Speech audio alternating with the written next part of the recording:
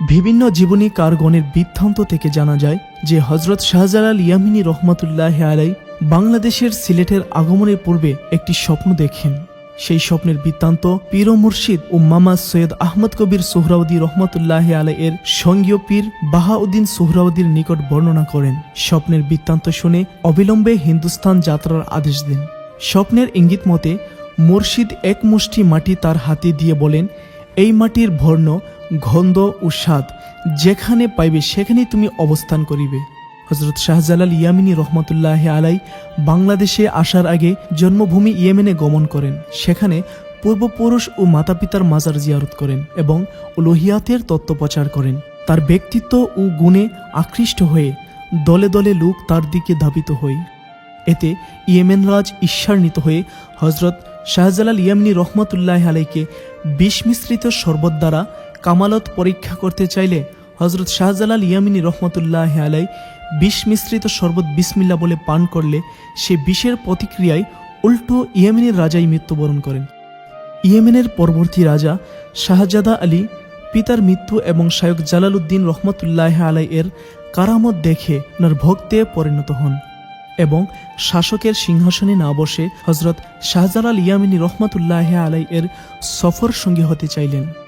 কিন্তু হযরত শাহজালাল রহমাতুল্লাহি আলাইহি তাকে রাজ্য পরিচালনার ভার দিয়ে ইয়েমেন হতে হযরত শাহজালাল ইয়ামিনী রহমাতুল্লাহি আলাইহি বাগদাদ আসেন। বাগদাদে হযরত বাহারউদ্দিন সোহরাওয়ার্দী রহমাতুল্লাহি আলাইহি উনার নিকট হতে পুনরায় বিদায় গ্রহণ করে সেখান থেকে বিশ্বের প্রধান জনপদে কিছুদিন করে অবস্থান করে সমরকন্দ আফগানিস্তান হয়ে মুলতান উপস্থিত হন। মুলতান হতে হযরত শাহজালাল রহমাতুল্লাহি আলাইহি দিল্লি এসে উপস্থিত হন। ইয়েমেনের শাহজাদা আলী সিংহাসন ছেড়ে এ সময় ওনার সাথে মিলিত হন।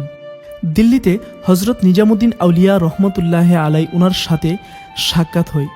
এ প্রসঙ্গে একটি ঘটনা বর্ণিত রয়েছে। হযরত শাহজালাল ইয়ামিনী রহমতুল্লাহি আলাইহি দিল্লিতে অবস্থানকালে হযরত নিজামউদ্দিন আউলিয়া রহমতুল্লাহি আলাইহি এর কাছে একজন মুরিদ গিয়ে জানালেন যে আরব দেশ থেকে একজন দরবেশ এসেছেন। তিনি নারী মুখ দর্শন করেন না, চাদর দিয়ে মুখ ঢেকে পথ চলেন এবং সবসময় একজন কম বয়সী সুদর্শন বালককে সঙ্গে রাখেন। হযরত নিজামুদ্দিন আউলিয়া রহমতুল্লাহি আলাইহি উৎসুক হয়ে একজন মুরিদকে পাঠালেন দরবেশকে নিয়ে আসার জন্য। হযরত শাহজালাল রহমতুল্লাহি আলাইহি অবস্থা বুঝতে পেরে প্রেরিত মুরিদের হাতে একটি কৌঠার মধ্যে তুলা এবং তার উপর একটি জ্বলন্ত অঙ্গার কয়লা দিয়ে কৌঠার মুখ বন্ধ করে ফেরত পাঠান।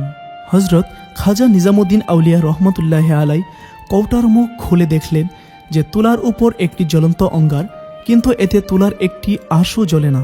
হযরত নিজামুদ্দিন আউলিয়া রহমতুল্লাহি আলাইহি এ ঘটনা থেকে আগত দরবেশের কামালিয়াত ও ফজিলত বুঝতে পারলেন এবং নিজেই হযরত শাহজালাল ইয়ামিনী রহমতুল্লাহি আলাইহি এর সাথে সাক্ষাৎ করেন এবং শ্রদ্ধা প্রীতির নিদর্শন স্বরূপ একজোড়া কবুতর উপহার দেন।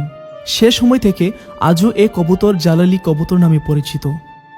আপনারা যারা মাজার জিয়ারত করতে আসেন, মাজারের পাশে দেখবেন হাজার হাজার কবুতর রয়েছে।